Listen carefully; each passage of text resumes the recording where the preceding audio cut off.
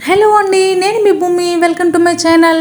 ఈరోజు ఈ వీడియోలో పుదీనా చికెన్ కర్రీ ఎలా చేయాలో చూద్దాం.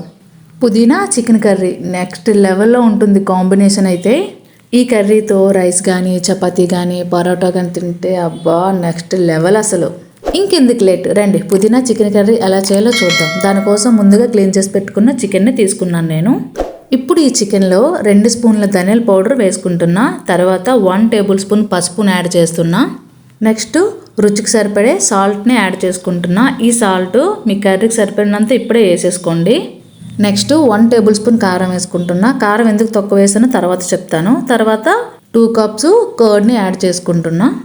ఇవన్నీ వేసుకున్న తర్వాత వీటిని చక్కగా కలుపుకోవాలి. ఎంత కలిపితే అంత చక్కగా మసాలాలన్నీ ముక్కలకు పట్టుకొని టేస్ట్ అయితే సూపర్ ఉంటుంది. ఇది చక్కగా కలుపుకున్న తర్వాత ఒక 15 మినిట్స్ ఫ్రిడ్జ్లో పెట్టుకోండి. లేకుంటే 30 మినిట్స్ ముందే కలిపేసుకొని పక్కన పెట్టేసుకోండి బయటనే.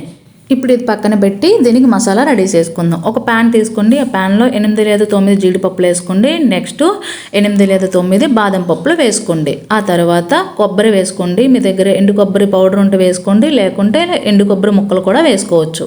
ఇవి ఒక 50% వేగిన తర్వాత ఇప్పుడు ఇందులో 1 టేబుల్ స్పూన్ సోంపుని యాడ్ చేస్తున్నా. నెక్స్ట్ ఇందులో మిక్స్డ్ మసాలా వేసుకుంటున్నా.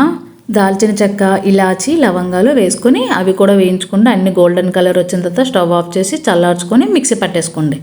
ఇప్పుడు ఇది పక్కన పెట్టాక ఇక్కడ నేను చూపిస్తున్నవన్నీ ముందుగానే రెడీ చేసి పెట్టుకోవాలి.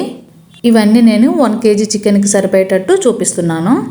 ఇప్పుడు ఒక మిక్సీ బౌల్ తీసుకొని అందులో క్లీన్ చేసి పెట్టుకున్నాం కదా పుదీనా వేసుకోవాలి ఫస్ట్. ఆ తర్వాత అల్లం వెల్లుల్లి ముక్కలను వేసుకుంటున్నా. ఇవి కిందన వేయడం వల్ల ఏంటంటే త్వరగా నలుగుతాయి, లేకుంటే చిన్న చిన్న ముక్కలుగా ఉండిపోతాయి. మళ్ళీ వాటిని మిక్సీ పట్టాలి, అంత టైం వేస్ట్ అవ్వరు. ఇలా వేసుకుంటే అన్నీ చక్కగా మిక్సీ అయిపోతాయి. ఇక నేను చూపిస్తున్న పచ్చిమిర్చి, కొరియండర్ అన్నీ వేసుకున్న తర్వాత టమాటోస్ని కూడా ఇలా ముక్కలు చేసుకుని వేసుకోండి. ఆ తర్వాత ఇప్పుడు ఇందులో 2 నిమ్మకాయల జ్యూస్ని యాడ్ చేసుకోవాలి.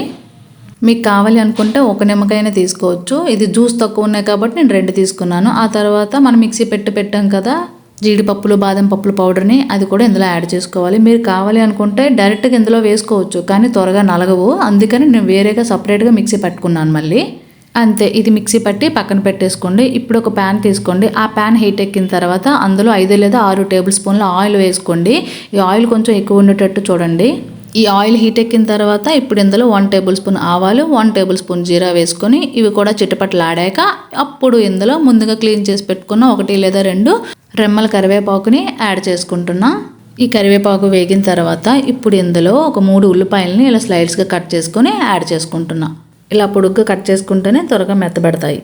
ఈ ఆనియన్స్ మొత్తం గోల్డెన్ కలర్ వచ్చేంత వరకు వేయించుకోండి. అలా గోల్డెన్ కలర్ వచ్చిన తర్వాత మనం ఫ్రిడ్జ్లో పెట్టుకున్నాం కదా చికెన్ని, అది తీసుకొచ్చి ఇందులో యాడ్ చేసుకోవాలి. ఒకసారి నేను రెస్టారెంట్కి వెళ్తే అప్పుడు గ్రిల్ చికెన్ తిన్నాను. ఆ గ్రిల్ చికెన్ గ్రీన్ కలర్లో ఉంది. ఇదేంటి గ్రీన్ కలర్లో ఉంది అని తిని చూస్తే అప్పుడు అది పుదీనాతో చేశారని అర్థమైంది. సో అందుకని నేను కూడా ఇలా పుదీనా చికెన్ కర్రీ చేస్తే ఎలా ఉంటుందని ట్రై చేశాను. టేస్ట్ అయితే సూపర్ వచ్చింది. చికెన్ వేసుకున్న ఒక 2 మినిట్స్కి ఈ పుదీనా పేస్ట్ని కూడా వేసుకొని కలిపేసుకోవాలి చక్కగా. లాస్ట్ వీక్ అయితే కరివేపాకు చికెన్ చేశాను. అది కూడా టేస్ట్ చాలా బాగుంది, కానీ నేను వీడియో తీసుకోలేదు. చూద్దాం ఎలా వస్తుందో అని ట్రై చేశాను. సూపర్గా వచ్చింది. ఇంకెప్పుడైనా కరివేపాకు చికెన్ కూడా పెడతాను. చికెన్ కర్రీ ఎప్పుడు ఒకేలా చేసి పెట్టామనుకోండి ఇంట్లో వాళ్ళకి బోర్ కొడుతుంది. అదే 1 వీక్ ఒకలా చేసి పెట్టామనుకోండి లోటలు వేసుకొని తినేస్తారు బాగుందని. ఇలా అంతా చక్కగా కలిపేసుకున్న తర్వాత మూత పెట్టి ఉడికించుకోండి. మీరు కూడా పుదీనా చికెన్ కర్రీ ట్రై చేయండి. మీకు ఎలా వచ్చిందో నాకు కామెంట్ చేసి చెప్పండి. మీకు ఏవైనా ఫుడ్ వీడియోస్ కావాలి అనుకుంటే కామెంట్ చేసి చెప్పండి. తప్పకుండా ట్రై చేసి మీకు చూపిస్తా. ఫ్లేమ్ సిమ్లో పెట్టుకొని మధ్య మధ్యలో కలుపుతూ ఒక 20 మినిట్స్ ఉడికించుకోండి. 20 మినిట్స్ తర్వాత చూడండి నేను చూపిస్తున్నాను ఎలా ఉంది నా కర్రీ. ఇలా ఆయిల్ పైకి తేలింది అంటే కర్రీ కుక్ అయిపోయినట్టు. ఇంకా స్టవ్ ఆఫ్ చేసేసి తినేయడమే. చపాతీతో కానీ రోటీతో కానీ చాలా అంటే చాలా బాగుంటుంది. ట్రై చేయండి మీరు. Thanks for watching.